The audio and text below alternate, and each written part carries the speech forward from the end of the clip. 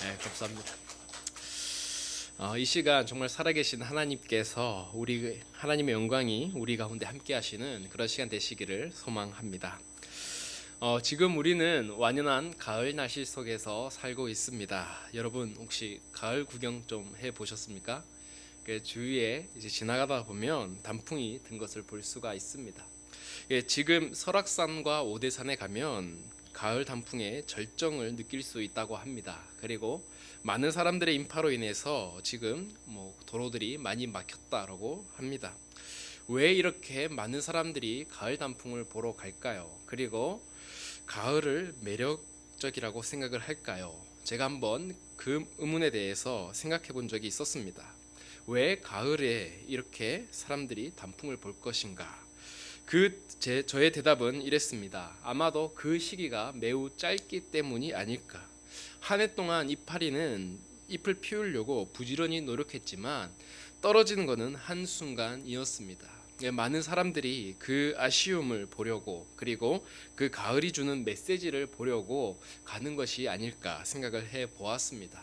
오늘 같은 가을과 같은 날씨에 저는 한 사람을 소개하려고 합니다. 그는 바로 모세입니다. 모세의 삶은 가을과 같은 삶이었습니다. 모세는 화려한 삶을 살았었습니다. 그러나 그는 어느 순간에 전혀 다른 모습으로 추락한 인생을 살았습니다. 오늘 본문에 나온 모세의 삶을 보면 그는 떨어진 낙엽처럼, 그리고 앙상한 가지와 같은 삶을 살고 있는 것입니다. 그리고 이제 그의 삶은 가을을 지나서 겨울에 들어서려고 하고 있었습니다. 그때 그는 하나님을 만났습니다. 그리고 오늘 본문은 그 교차점을 설명해 주고 있습니다. 우리는 편의상 모세의 120년의 삶을 40년씩 3등분합니다. 애굽의 왕자로서 화려한 삶을 살았던 첫 40년과, 그리고 광야에서 지죽은 듯이 살았던 두 번째 40년, 그리고 하나님의 사람으로 살던 마지막 40년으로 나눕니다. 이렇게 세 등분으로도 볼 수 있지만 저는 앞에 40년을 합쳐서 보려고 합니다. 앞에 40년, 그러니까 80년 동안 그는 하나님의 사람인 척 살았습니다. 그리고 마지막 40년 그는 진정한 하나님의 사람으로 살았던 것을 저는 보았습니다. 그리고 오늘 이 두 가지의 모습 속에서 모세가 주는 메시지를 우리가 함께 고민하면서 은혜 받기를 소망합니다.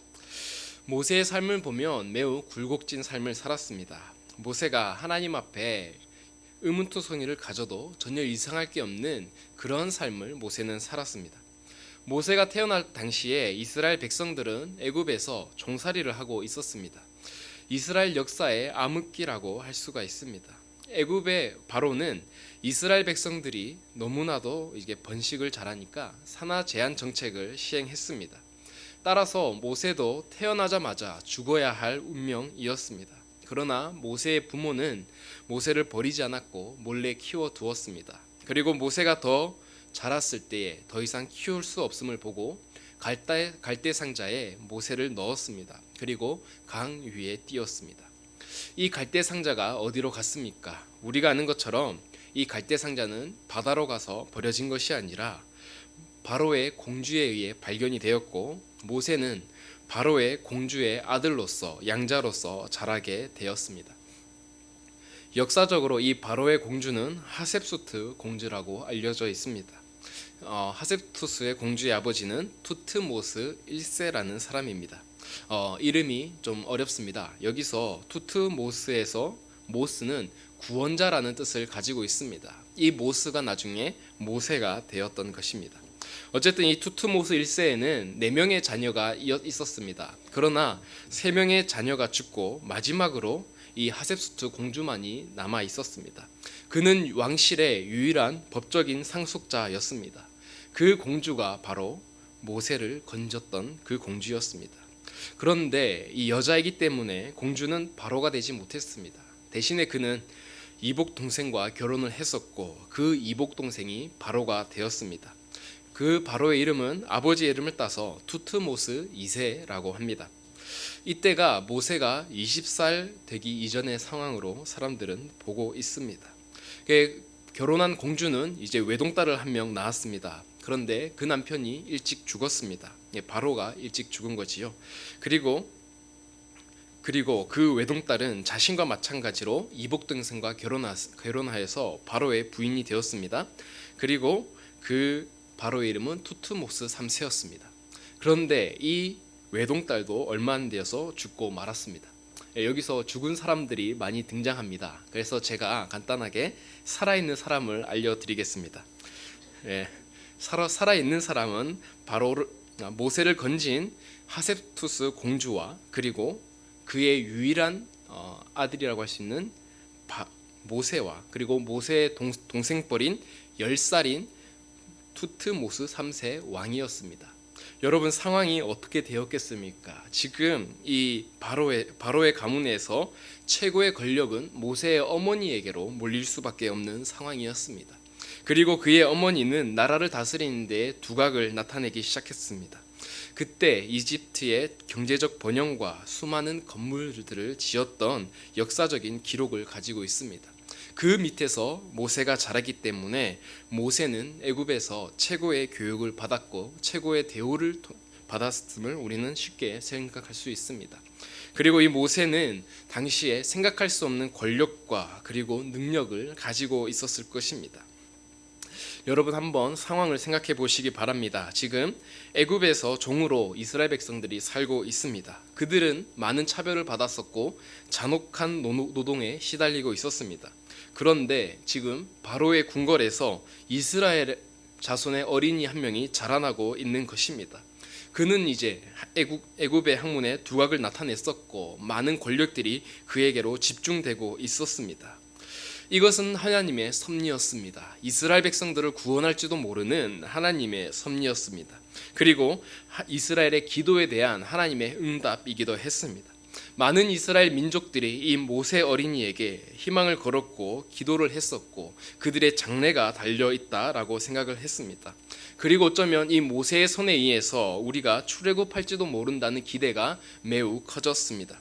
모세도 이 사실을 알고 있었습니다. 그래서 그는 자신과 함께 하시는 그 하나님과 그리고 자기가 가지고 있는 지위와 능력을 통해서 이 이스라엘 백성들을 구원하고자 했던 것입니다. 우리 함께 사도행전 7장 25절 말씀을 보도록 하겠습니다. 그는 그의 형제들이 하나님께서 자기의 손을 통하여 구원해 주시는 것을 깨달으라고 생각하였으나 그들이 깨닫지 못하였더라.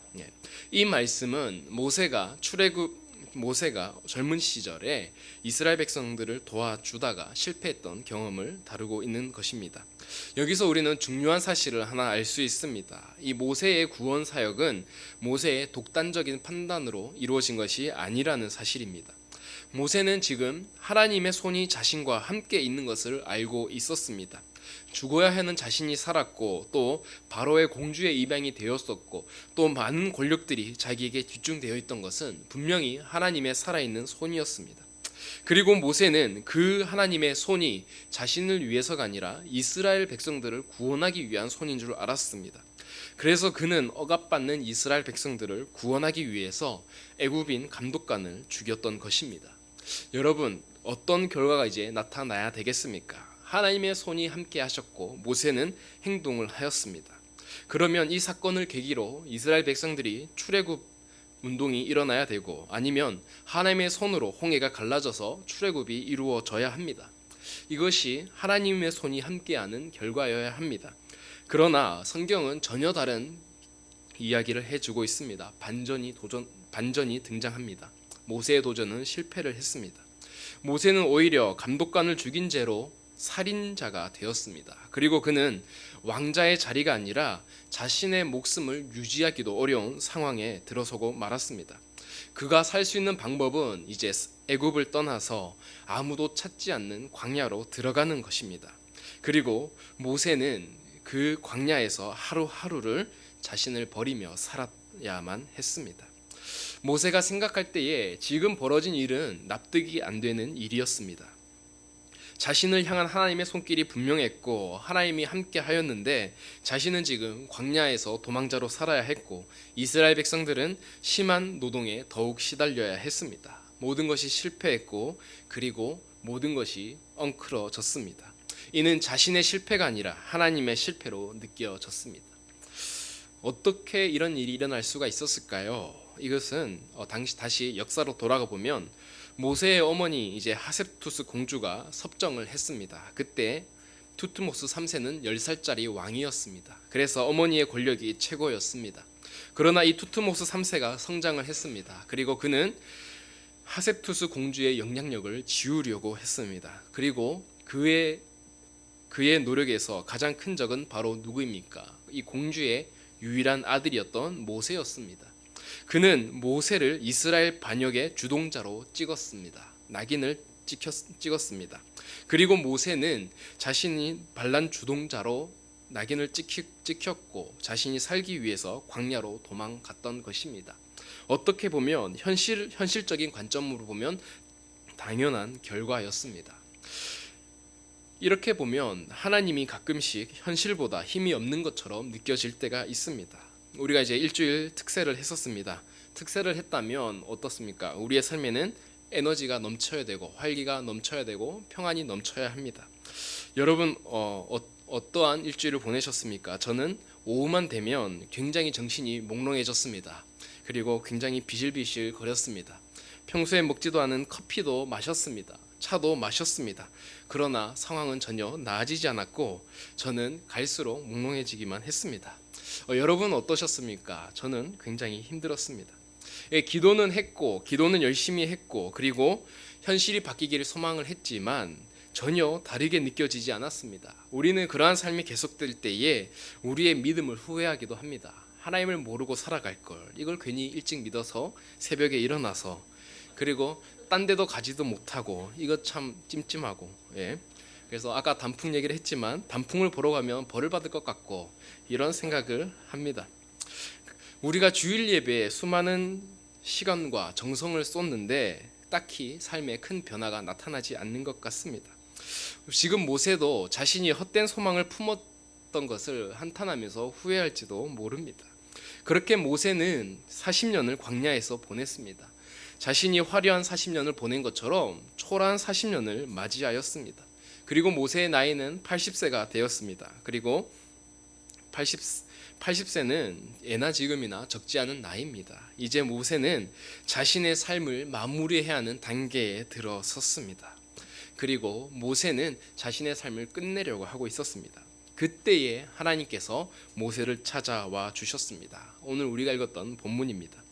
하나님이 모세를 찾아와서 불러주셨습니다. 모세가 양을 몰고 광야로 가고 있었을 때에 그는 떨기나무를 보았습니다. 그리고 그 떨기나무는 불이 붙어 있었습니다. 그러나 신기하게도 그 불붙은 떨기나무는 전혀 타지 않았습니다. 그는 신기하여서 가까이 보러 갔습니다. 그리고 하나님의 음성을 들었습니다. 하나님은 모세의 이름을 2번이나 부르셨습니다. 그리고 나서 이런 말씀을 남기셨습니다. 우리 함께 5절 말씀 보도록 하겠습니다. 하나님이 이르시되 이리로 가까이 오지 말라. 내가 선 곳은 거룩한 땅이니 내 발에서 신을 벗어라.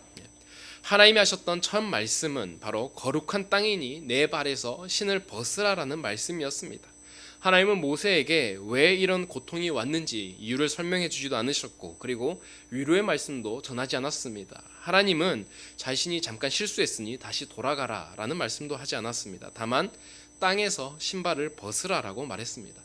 왜 신발을 벗으라는 말씀을 그렇게 빨리 하셔야 했을까요? 이 신발에는 중요한 상징성이 있습니다. 신발을 자세히 보면 그 사람의 인생길이 담겨져 있는 것을 볼 수가 있습니다. 이 신발에 그 사람의 다녀온 길이 흔적이 묻어있기 때문입니다. 남자와 여자가 소개팅할 때에 여자들은 남자의 신발을 꼭 본다고 합니다. 남자는 이제 신발에 별 관심을 두지 않습니다. 그러나 여자들은 꼭 신발을 체크합니다. 신발이 더러우면 이 남자에 대한 이미지가 깎아지면서 이 남자가 너무 바쁘게 살아가는 사람인가라는 생각을 한다고 합니다. 이처럼 신발은 우리가 지나온 흔적들이 묻어 있는 것입니다. 지금 모세의 신발은 어떤 흔적이 묻어 있습니까? 화려했던 애굽 생활과 초라했던 광야 생활이 묻어져 있습니다. 그리고 모든 것이 실패해버린 지나간 80년의 삶이 있었던 것입니다. 모세가 보았을 때에 자신의 삶은 너무나도 초라했던 삶이었습니다. 그러나 하나님은 모세에게 나타나셔서 그 신발을 벗어버리라 라고 말하고 있는 것입니다. 다시 말하면 너의 과거, 너가 가졌던 그 실패, 그 신발을 벗어버리고 지금 있는 모습 그대로, 내가 너의 발을 지은 모습 그대로 거룩한 땅 위에 올려놓으라는 것입니다. 그리고 자신의 생각과 판단이 아닌 우리를 만드시고 인도하시고 우리 자신의 있는 모습 그대로를 받으시는 하나님 앞에 서라고 지금 말씀을 하고 있는 것입니다. 그리고 하나님은 자신을 조상의 하나님이라고 소개했습니다. 아브라함의 하나님, 이삭의 하나님, 야곱의 하나님이라고 자신을 소개했습니다. 이 말엔 무엇이 담겨져 있습니까? 바로 죽을 너를 살렸고 또 바로의 궁정에서 살도록 허락하신 그 하나님이 오래전부터 역사하셨던 그 하나님이라는 말씀을 남기신 것입니다. 모세의 입장에서는 실패였습니다. 그러나 하나님 입장에서는 그것이 실패가 아니었습니다. 실패가 아니라 계획이었습니다. 하나님의 남다른 계획이 있었던 것입니다. 모세는 그가 신발을 벗었고 그리고 하나님의 음성을 들었을 때에 그는 자신을 향한 하나님의 손길을 깨달을 수가 있었습니다. 그리고 자신의 실패가 아니라 하나님의 계획 속에 자신의 삶이 있었음을 보았던 것입니다. 성도 여러분, 우리는 살다가 기도할 때 기도가 안 될 때가 있습니다. 기도가 실패했다고 느껴질 때가 있습니다. 아무리 부르짖어도 기도도 잘 되지 않고 그리고 아무것도 이루어지지 않는다라고 느껴질 때가 있는 것입니다. 기도할 때에 가장 큰 어려움은 하나님께서 노라고 말씀하시는 것이 아닙니다. 하나님께서 아무런 메시지도 주지 않을 때 우리는 그때 기도의 어려움을 가지게 됩니다. 우리가 기독교인으로서 산다고 열심히 살았는데 우리의 삶에서도 그리고 신앙에서도 아무것도 남겨지지 않았을 때에 우리는 절망을 하게 됩니다. 지금 모세의 삶이 그러했습니다. 그는 하나님을 위해서 백성들을 위해서 모든 것을 다 버렸지만 하나님은 40년 동안 너무나도 조용하셨습니다. 모세는 지난 80년의 일들을 그리고 말로 할 수 없는 그 감정들을 혼자 겪어야 했습니다. 그리고 그는 마음에 평안도 없었고 기쁨도 없었는데 하나님이 이렇다는 음성을 전혀 들려주지 않았습니다. 그리고 나서 하나님은 모세에게 나타나셨습니다. 그리고 모세를 향하여 내 발에 신을 벗으라 라고 말한 것입니다. 사랑하는 성도 여러분, 우리의 삶 가운데에 우리의 뜻대로 안 될 때가 있습니다. 그때에 우리는 하나님 앞에 맨발로 서도록 노력해야 합니다. 하나님 앞에 우리의 과거, 우리의 상처, 우리의 모습이 아니라 하나님 주신 그 모습대로 서도록 노력해야 하는 것입니다. 지금 모세가 하나님을 만나고 거룩한 땅에 섰던 것처럼 모세가 그렇게 섰던 것처럼 우리 자신도 하나님 앞에 우리를 벗는 연습을 날마다 해야 하는 것입니다. 모세가 그 신발을 벗었을 때에 모세는 무엇을 알았습니까? 바로 하나님이 자신을 돌아보신다는 것을 깨달았습니다. 우리 함께 3절과 4절 말씀 읽겠습니다. 이에 모세가 이르되 내가 돌이켜 가서 이 큰 광경을 보리라. 떨기나무가 어찌하여 타지 않은고 하니 그때에 여호와께서 그가 보려고 돌이켜 오는 것을 보신지라. 하나님이 떨기 가운데에 서서 그를 불러 이르시되 모세야 모세야 하시매 그가 이르되 내가 여기 있나이다. 아멘. 하나님은 지금 3절에서 이렇게 말씀하고 있습니다. 모세가 이르되 내가 돌이켜 가서 이 큰 광경을 보리라. 떨기 나무가 어찌하여 타지 아니하는고 하니 라고 말하고 있습니다.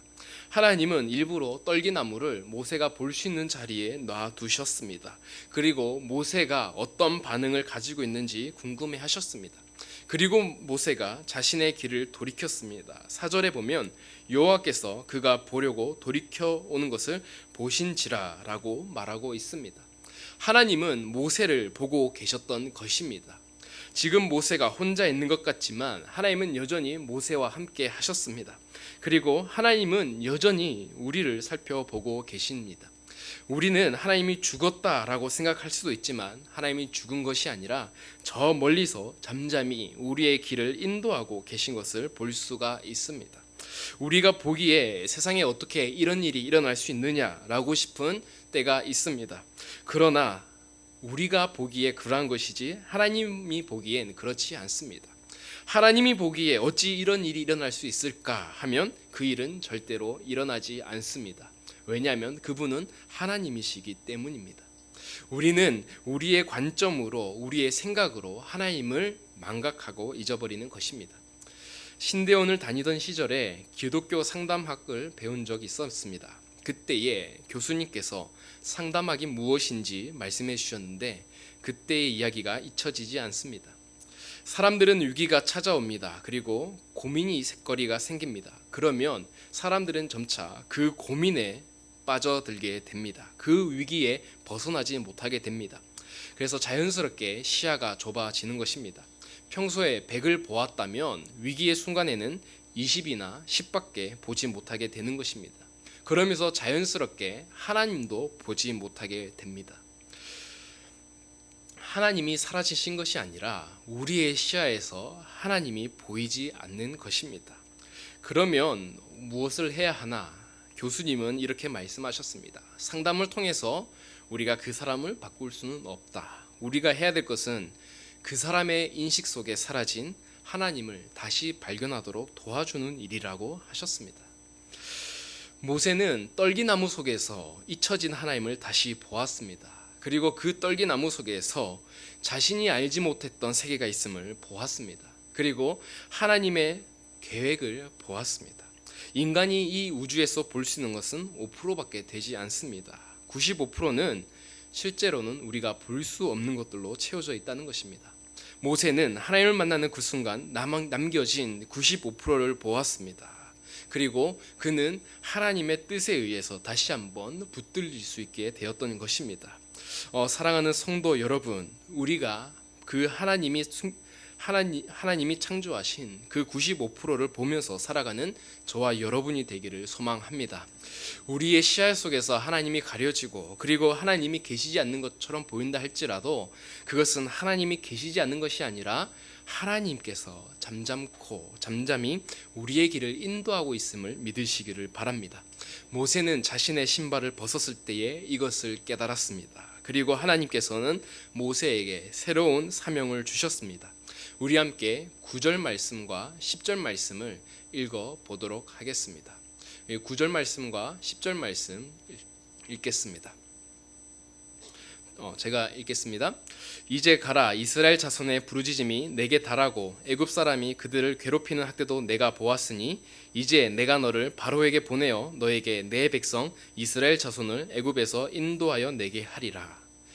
하나님은 모세를 향하여서 이제 너는 이스라엘 백성들이 있는 애굽으로 다시 가라고 말씀하고 있습니다. 그리고 하나님은 내가 너를 통하여서 이 백성들을 이끌어내리라고 말씀하고 있습니다. 그리고 모세는 자신의 걸음을 가야 했습니다. 여러분, 방금 모세가 신발을 벗었습니다. 그리고 이제 애굽으로 돌아가야 됩니다. 그러면 모세는 무엇을 해야 하겠습니까? 당연히 자신이 벗었던 신발을 다시 신어야 합니다. 오늘 우리 말씀을 나누는 제목이 바로 이곳에서 나왔습니다. 내 발에 신을 다시 신어라. 성경은 내 발에 신을 벗으라는 말하지만 다시 신어라는 말씀하지 않습니다. 그러나 제가 이것을 제목으로 삼은 이유는 따로 있습니다. 우리는 하나님을 만납니다. 하나님을 기도를 통해, 예배를 통해, 말씀을 통해 하나님을 경험합니다. 그때 우리는 신발을 벗은 것처럼 하나님 앞에 집중을 합니다. 그러면 하나님은 우리에게 하나님을 만나고 꼭 마지막 명령을 하십니다. 이제 일어나 가라. 어디로 가야 합니까? 바로 우리가 있는 세상으로 가라고 말씀하십니다. 하나님은 우리에게 신발을 다시 신으라 라고 말씀하십니다. 그리고 이 신발은 이전에 신었던 신발과 같지만 전혀 다른 신발입니다. 전혀 다른 목적을 가지고 있는 신발입니다. 바로 하나님의 길을 걸어가는 신발입니다. 모세는 자신의 신발을 벗었습니다. 그리고 하나님을 만났습니다. 그리고 이제 그는 하나님의 말씀대로 애굽으로 돌아가야 했습니다. 지금까지 자신은 80년 동안 애굽에서 멀어지기를, 애굽에서 탈출하기를 노력했습니다. 그러나 이제는 하나님의 사명을 가지고 다시 애굽으로 돌아가야 하는 것입니다. 그리고 하나님께서는 애굽으로 돌아가서 이스라엘 백성들의 부르짖음과 그 학대를 그치라라고 말하고 있습니다. 왜냐하면 하나님께서 지금 그들의 부르짖음을 들었고 학대를 보았기 때문이라고 말하고 있는 것입니다. 사랑하는 성도 여러분, 하나님께서 우리에게 세상으로 다시 돌아가라라고 말씀합니다. 그러면 우리는 다시 우리의 신발을 신고 세상을 향하여 걸어 나가야 합니다. 우리는 하나님을 만난 사람들입니다. 그러면 어떻게 해야 될까요? 신발을 신고 세상에 섰을 때에 그 만났던 하나님을 전해 주어야 합니다. 모세가 이스라엘 백성들에게 돌려보냄을 당한 것처럼 우리도 우리가 만난 하나님을 세상 사람들에게 전해 주어야 하는 것입니다. 그리고 모세는 다시 신을 신고 세상에 섰습니다. 그리고 그는 신발을 벗은 것처럼 신발을 신고 애굽으로 돌아갔었습니다. 그리고 하나님의 역사를 위해 싸웠습니다. 이후에 일어나는 이 바로와 모세의 싸움을 보십시오. 모세는 이전처럼 바로 앞에 싸웠습니다. 이스라엘 백성들을 위해 싸웠습니다. 그러나 그는 이전과 다른 싸움을 하고 있습니다.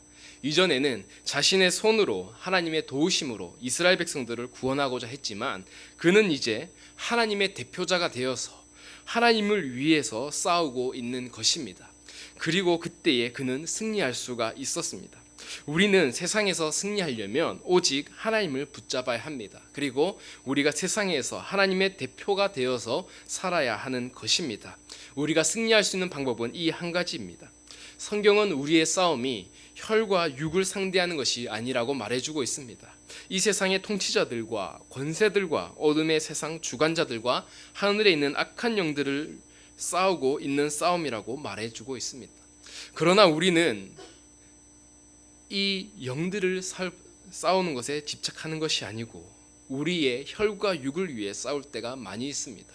우리가 기독교인으로서 그리고 우리가 교인으로서 살아갈 때에 정작 우리의 삶은 하나님을 위해서가 아니라 나 자신을 위해서 싸우고 있을 때가 굉장히 많다는 사실입니다. 그러기에 우리는 세상에서 승리할 수가 없는 것입니다. 하나님의 은혜와 능력이 그쳐 더 이상 보이지 않는 것입니다. 지금 모세는 바로에게 돌아갔습니다. 지금 돌아간 이유는 자신의 못다한 왕의 꿈을 실현하기 위해서가 아닙니다. 그는 이제 왕의 꿈에는 관심도 없습니다. 그는 이스라엘 백성들을 구원하기 위해서 내려간 것입니다. 그렇기 때문에 바로가 모세를 회유하고 그리고 유혹을 했을 때에 모세는 흔들리지 않았습니다. 그는 거절할 수가 있었습니다. 왜냐하면 그는 새로운 신발을 신고 걸었기 때문입니다. 우리의 예배가 신을 벗는 것이라면 우리가 신을 신고 살아야 하는 곳은 세상입니다. 그리고 그 세상에서 우리는 하나님 앞에서 사람들 앞에서 살아가야 하는 것입니다. 우리는 신발 벗는 것을 잘합니다. 그러나 우리가 신발을 다시 신었을 때에 우리는 이전과 같은 길을 계속 가려고 합니다. 그리고 우리에게 고난이 찾아왔을 때에 우리는 그 발을 돌이키려고 합니다.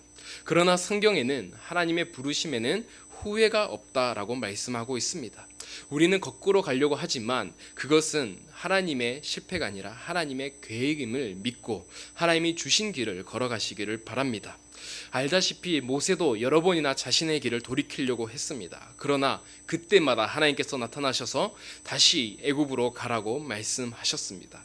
우리도 세상에서 도망치고 싶을 때가 있고 세상에서 실패할 때가 있고 세상에서 낙담할 때가 있습니다. 그러나 하나님은 우리를 향하여서 다시 세상으로 가라고 말씀합니다. 왜 그렇습니까? 그곳에서 맡겨진 사명이 있기 때문입니다. 모세가 애굽에 가지 않았으면 이스라엘 백성들이 벗어날 수 없었던 것처럼 우리가 세상을 향해 나가지 않으면 하나님의 이름이 높아질 수 없고 세상을 향한 하나님의 뜻이 보일 수가 없기 때문입니다. 사랑하는 성도 여러분, 우리에게 주어진 신발이 있습니다. 오늘 예배를 끝나고 우리가 가정으로 돌아가고 내일이면 직장에 돌아가고 우리의 삶의 터전으로 가야 합니다. 우리가 그 가운데서 온전한 신발을 신고 하나님 앞에 자신을 버리는 삶을 날마다 사셔서 우리가 하나님 앞에 붙들리고 그때의 모세처럼 승리하는 삶을 살아가기를 소망합니다. 말씀의 결론을 맺도록 하겠습니다. 오늘 모세는 떨기나무 불 속에서 하나님을 보았습니다. 그리고 그 떨기나무는 불에 타지 않았다라고 말하고 있습니다. 저는 이곳에서 모세를 부르시는 하나님의 음성이 있다고 생각을 합니다. 모세는 80세의 나이에 부르심을 받았습니다. 그러나 그의 사역은 불에 타버린 사역이 아니었습니다. 그는 전혀 다른 삶을 살았습니다. 신명기 34장 7절에 모세가 죽을 때 나이 120세였으나 그의 눈이 흐려지지 아니하였고 기력이 쇠하지 아니하였다라고 말하고 있습니다. 모세가 새로운 신발을 신었을 때에 그는 세상 사람들이 할 수 없었던 놀라운 기적들이 일어났습니다. 왜 그랬습니까? 모세가 해야만 하는 사명이 있었기 때문입니다. 그리고 하나님께서는 모세의 삶이 불에 타지 않는 떨기나무처럼 삶이 타버리지 않도록 그를 끝까지 보호해 주셨습니다. 모세가 떨기나무를 통해서 자신의 길을 돌이켰던 것처럼 그리는 그 자신을 통해서 이스라엘 백성들이 돌이키는 삶을 사는 살아있는 떨기나무가 되었습니다. 우리가 세상을 살아갈 때에 우리의 삶이 바로 그러한 하나님의 떨기나무, 하나님의 사람 모세처럼 살아가기를 소망합니다. 그래서 우리의 삶에 늘 간증이 넘치고 그리고 넘어져도 일어나는 은혜의 사람이 되기를 소망합니다. 오늘 이 말씀을 생각하면서 찬양을 한 곡 부르고자 합니다. 아빠 아버지라는 찬양입니다. 저는 이 찬양 속에서 모세를 향한 하나님의 마음을 느꼈습니다. 모세가 가지고 있던 마음의 상처 그리고 모세가 가지고 있었던 마음의 답답함을 하나님은 보시고 이해하고 계셨습니다. 우리 시간 함께 찬양하시면서 우리를 만지시고 바라보시는 이 하나님의 이름을 찬양하도록 하겠습니다.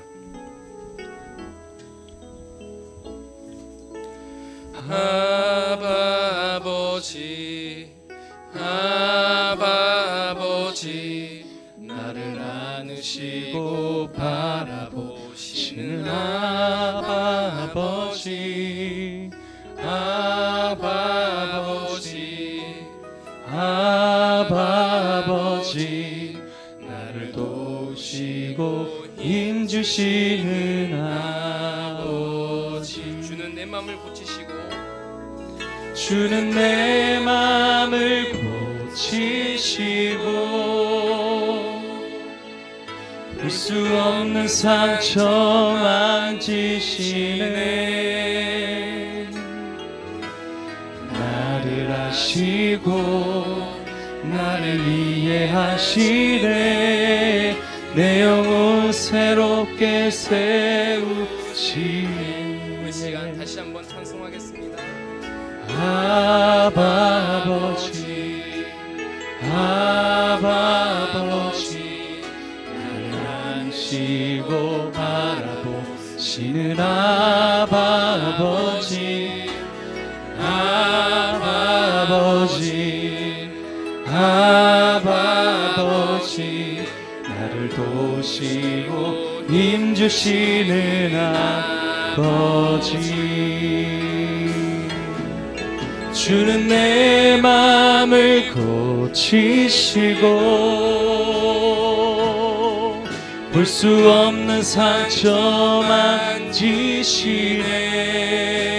만지시네 나를 아시고 나를 이해하시네 내 영혼 새롭게 세우시네 내 마음을 고치시고 주는 내 마음을 고치시고 볼 수 없는 상처 만지시네 나를 아시고 나를 이해하시네 내 영혼 새롭게 세우시네 우리 시간 함께 기도하겠습니다. 우리가 살펴보았던 모세처럼 모세가 하나님의 뜻 안에 있었지만 그는 자신의 실패를 하나님의 실패로 바라보았습니다. 그리고 자신이 아무것도 할 수 없을 때에 그는 그의 삶을 포기하고 버리려고 했습니다. 그러나 하나님께서 떨기나무 가운데 모세를 다시 만나 주셨고 그의 삶을 향하여 하나님의 잃어버린 계획을 발견하게 하셨습니다. 사랑하는 하나님, 우리가 세상에서 살아갈 때에 하나님의 계획을 잃어버리지 않기를 소망합니다. 우리가 하나님 앞에서 우리 자신을 잃어버릴 때가 있고 그리고 하나님의 사명을 잃어버릴 때가 있습니다. 그때마다 우리가 신발을 벗고 주님 앞에 서서 우리가 세상을 향하여 다시 서는 그리스도인이 되게 하여 주시옵소서. 그래서 하나님이 맡겨주신 세상에 돌아갔을 때에 우리가 그곳에서 하나님 하나님의 이름을 높이면서 세상 악한 영들과 싸우면서 우리가 승리하게 하여 주시고 우리를 통하여서 하나님이 영광 받으시는 그 역사가 일어나게 하여 주시옵소서. 아멘. 감사드리며 예수 그리스도의 이름으로 기도드립니다. 아멘.